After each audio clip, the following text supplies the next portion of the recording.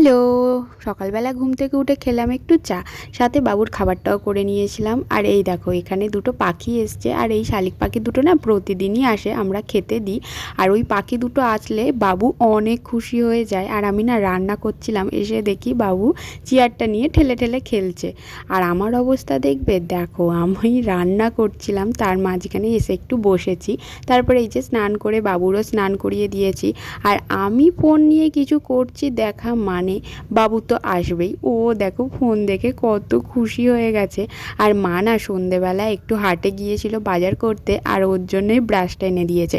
আমাদের ব্রাশ করা দেখলেই না ও ব্রাশ নেওয়ার জন্য খুব কান্না করে, আর আমাদের ব্রাশ তোকে দেয়া যাবে না, তাই মা ওর জন্য একটা ব্রাশ এনে দিয়েছে। আর সন্ধেবেলা চাটা খাওয়ার পরে আমি একটু খাবার করছিলাম বাবুর জন্য, খাবারটা করে নিয়ে এসে বসছি, ও সাথে সাথে চলে এসছে।